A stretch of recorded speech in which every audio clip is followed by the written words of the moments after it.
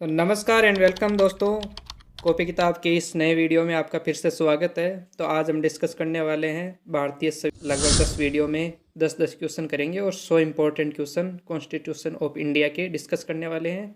तो चलिए आज की क्लास शुरू करते हैं। आज हम 10 क्वेश्चन डिस्कस करने वाले हैं भारतीय संविधान के। तो सबसे पहला क्वेश्चन है, संविधान सभा की प्रथम बैठक कब हुई थी? तो संविधान सभा की प्रथम बैठक हुई थी 9 दिसंबर 1946 को, क्योंकि 1946 में ब्रिटेन से कैबिनेट मिशन भारत आया था और उसने संविधान सभा का गठन किया था। 389 सदस्य संविधान सभा के लिए डिसाइड किए गए थे प्रति 10 लाख की जनसंख्या के ऊपर। उसके लिए चुनाव हुए थे जुलाई अगस्त 1946 में और उनमें अनेक राजनीतिक दलों ने भाग लिया था और चुनाव होके फिर संविधान सभा का गठन हुआ था। उसमें डायरेक्ट लोगों ने वोट नहीं डाले थे, बल्कि जो प्रांतीय विधानसभाओं के सदस्य थे उनके द्वारा चुने गए थे। 10 राजनीतिक दलों ने भाग लिया था। जुलाई अगस्त 1946 में चुनाव हुआ था 292 प्रांतों की सीटों पे और 4 चीफ कमिश्नर की सीटों पे, जबकि 93 सदस्य रियासतों के राजाओं द्वारा मनोनीत किए गए थे। 296 सीटों पे चुनाव हुए थे, उसमें से 208 कांग्रेस को मिली, 73 मुस्लिम लीग को मिली और 15 अन्य दलों को मिली थी। 10 राजनीतिक दल इसमें थे। निर्वाचन अधिकारी HVR आयंगर थे। इसके बाद 9 दिसंबर 1946 को दिल्ली के लाइब्रेरी हॉल में पहली मीटिंग हुई थी। उसमें अस्थायी अध्यक्ष सचिदानंद सिन्हा जी को चुना गया था और पहली मीटिंग में कुल 207 सदस्य उपस्थित हुए थे। हालांकि पहला सत्र संविधान सभा का 9 से 23 दिसंबर 1946 तक चला था और उसमें कुल 211 सदस्य उपस्थित हुए थे, पर जो प्रथम सम्मेलन था उसमें 207 सदस्य उपस्थित थे और मुस्लिम लीग ने इस मीटिंग का बहिष्कार किया था। 11 दिसंबर की जो मीटिंग थी उसमें राजेंद्र प्रसाद जी को स्थायी अध्यक्ष चुना गया था। तो नेक्स्ट क्वेश्चन होगा अपना, संविधान सभा के अस्थायी अध्यक्ष के रूप में किसे नियुक्त किया गया था? तो 9 दिसंबर 1946 की जो संविधान सभा की प्रथम बैठक थी उसमें डॉक्टर सचिदानंद सिन्हा जी को नियुक्त किया गया था और इनकी नियुक्ति, ये सबसे उम्रदराज सदस्य थे उस सभा में। 207 सदस्य प्रथम बैठक में थे।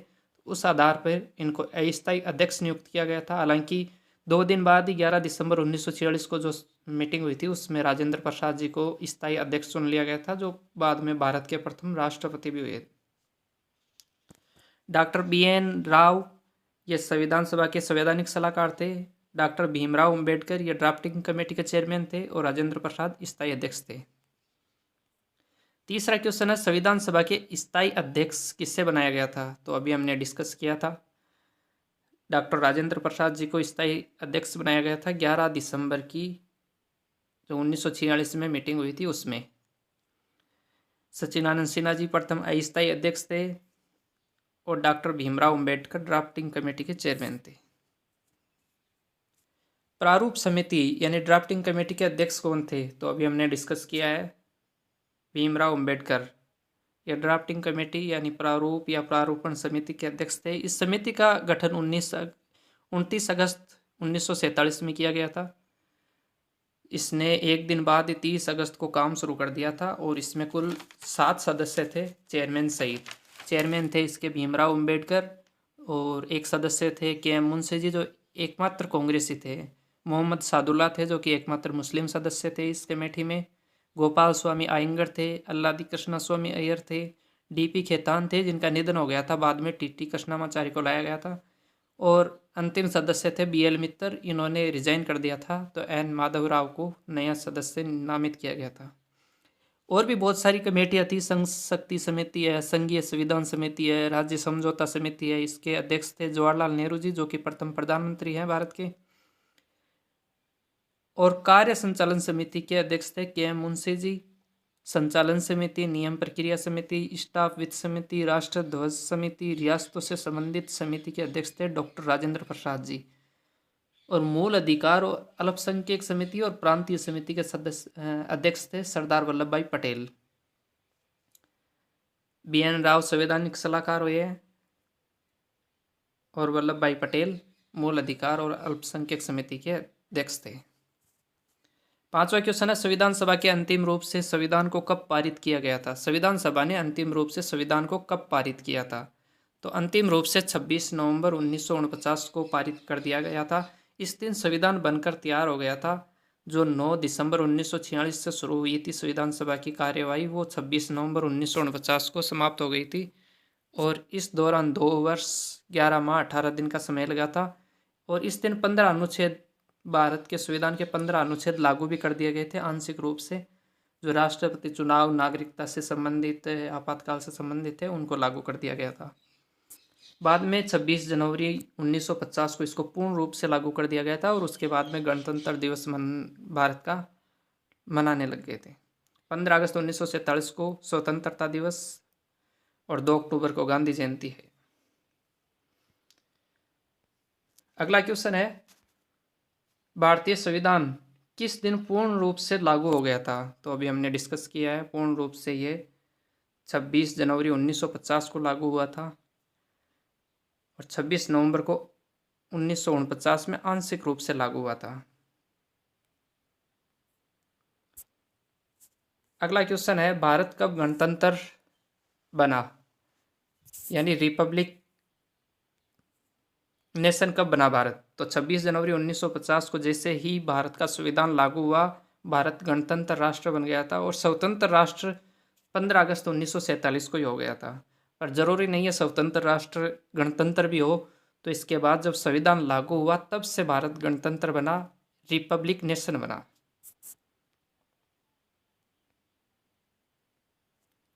अगला क्वेश्चन है, भारतीय संविधान के किस भाग को उसकी आत्मा कहा गया है? तो इसमें थोड़ा सा कॉन्ट्रोडिक्शन है।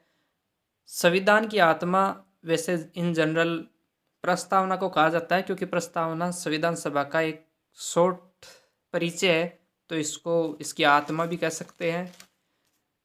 परंतु भीमराव अंबेडकर ने जो अनुच्छेद 32 है, संवैधानिक उपचारों का अधिकार, जो कि मूल अधिकारों में है भाग 3 में, उसको संविधान की आत्मा कहा है।